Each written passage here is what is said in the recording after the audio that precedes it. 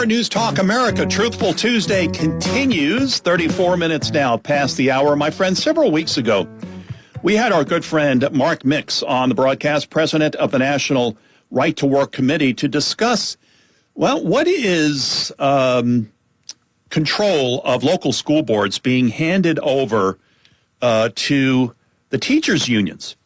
And now we have another, what appears to be very curious, handing over control of local governments in the Commonwealth of Virginia. And you Virginians, listen to me this morning. Abigail Spanberger, boy, I'm telling you, you voted for this so-called moderate, and she is a wolf in sheep's clothing. She really is. She is trying to, by way of House Bill 1263 and Senate Bill 378, grant government union bosses sweeping powers over state and local governments in the Commonwealth of Virginia. To tell us all about it is the aforementioned Mark Mix, president of the National Right to Work Committee. Mark, welcome back to the broadcast. How are you, my friend? Well, Jake, I'm doing fine. Good to be on with you this morning. The good news out of Virginia is that Governor Spanberger did not sign the bill that ended up on her desk. Mm-hmm. She basically, just about 15 minutes ago, she sent back what is a bill that includes her kind of rewrite. It's a single amendment rewriting the bill. We have attorneys going over the bill right now. Okay. Suffice to say that government unions are going to get dramatic new powers over the taxpayers of the Commonwealth of Virginia. But it doesn't look like it's going to be the bill that she originally favored, which was kind of soup to nuts union power, not only over local governments, school boards, city governments, county governments, and some state employees. Yeah, this is California stuff. This is Illinois stuff. This is New Jersey stuff, Jake. And the good news is she didn't sign that bill. The grassroots rose up. They were convinced that she was some kind of moderate. They've been accused of that now for sure. Yes. With the other stuff. And perhaps her latest poll numbers reflect that, Mark, right?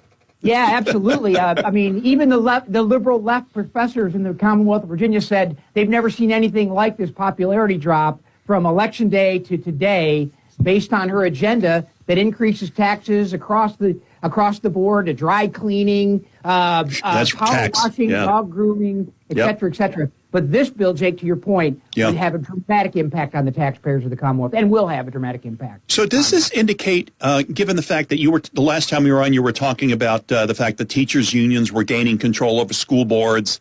We've got this situation with local governments getting, basically being under the control of these union bosses.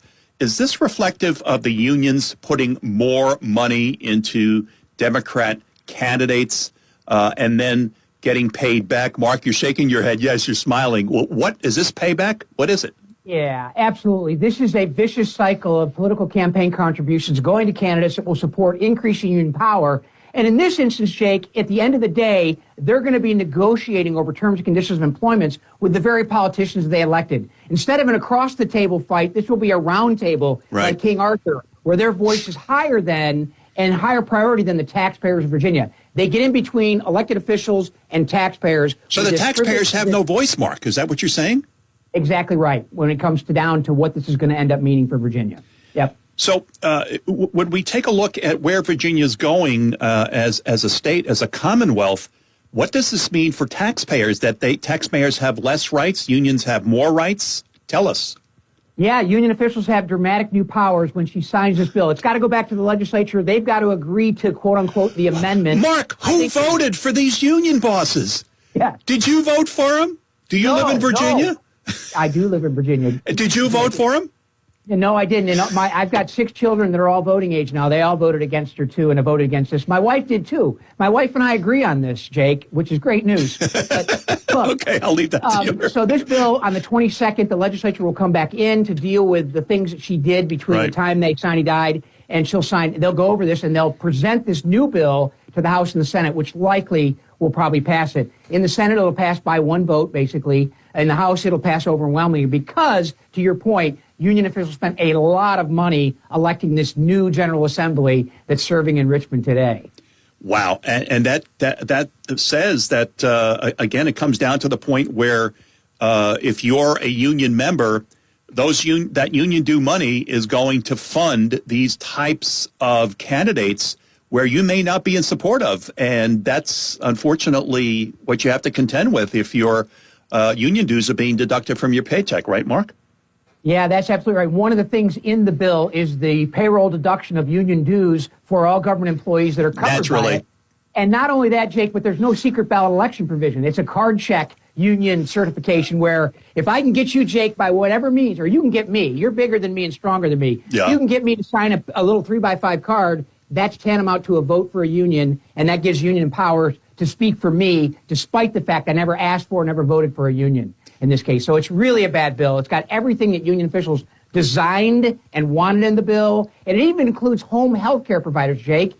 That's a Supreme Court case we won out of Illinois back in 2014. I remember. A case called Harris v. Quinn, where these aren't employees for purposes of bargaining. They're just employees for purposes of taking union money out of their Medicare stipends that they're getting. It's outrageous power. We're going to fight that part of it for sure. We'll be in that fight. The rest of it, the taxpayers of Virginia have to sit back and take it when their property tax increase because the government is mandating these union conditions on states and localities, the 133 units of the Commonwealth government. Isn't there any way of fighting this at the United States Supreme Court? But this is legislation that the state government has signed off, and there's nothing that the people in Virginia can do about this. Absolutely nothing. Well, we can fight it, and we did win. The Janus decision, which we've also talked about in 2018, says that despite the fact that unions will have this representational power over every government employee, no government official in the Commonwealth of Virginia, no government employee, can be forced to pay dues to a union they didn't ask for, didn't vote for. That's a First Amendment constitutional protection we won in 2018 that will basically supersede anything the unions demand at the local level, saying, hey, you got to pay us in order to work here. That's illegal now. But here's what happens, Jake. The bill says that the union will get onboarding time with every new employee. The union will get a couple of hours, sit down and say, hey, here's all the paperwork you have to sign to work for the Commonwealth of Virginia or the city of Fairfax or whatever. Right. And oh, by the way, down here, there's a little provision that says, I will be a member of the union. And if you sign that, all of a sudden,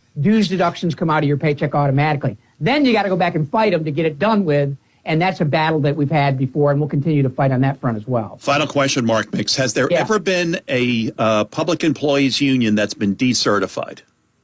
Oh, yeah. That's happened in a couple of places, and it's not easy work, but it's hard work. Jake, I wanted to alert you to one emergency in Delaware. House Bill 234 passed out of committee in the House 2 weeks ago, and this is a constitutional amendment sponsored by 5 legislators, 1 senator, 4 House members, that basically will say that the state of Delaware can never pass a right-to-work law. It prohibits freedom in the workplace. It says you will maintain compulsory union power over private sector workers and public sector workers in Delaware because it'll be in the Constitution. That bill passed out of a committee on the 25th of March, 2 weeks ago, I guess now, 3 weeks ago. And basically, if the legislature passes that with 2/3 majorities, it doesn't go to the governor, it doesn't go to the people. No, it becomes part of the Delaware Constitution, and the taxpayers are going to pay for it because costs to the taxpayers will go up. And they are so close to a supermajority here, the Demcoms, as we call them, that they've been crowing about this for years, and they're going to get it. There's no question about that, Mark. Yeah, we'll fight it, but it doesn't look good. And, it shows you how much they treasure force and compulsion, that they're going to pass a constitutional amendment saying we will maintain our power of force and compulsion in perpetuity in the state of Delaware. That doesn't make any sense. We can't even pull up to a McDonald's and get a plastic straw anymore because of those, Mark. We have to get these stupid paper straws which collapse as soon as you try to take your liquid into your mouth. That's what these people are. Yeah. Jake, thanks for the time. Appreciate you, and we'll keep you posted about what's happening not only in your state but around the country. Mark, thank you very much. Mark Mix, President of the National Right to Work Committee. How can we find out more about National Right to Work, Mark? Yeah, www.nrtwc.org. All right, Mark. nrtwc.org. Thanks for keeping us up to date, my friend.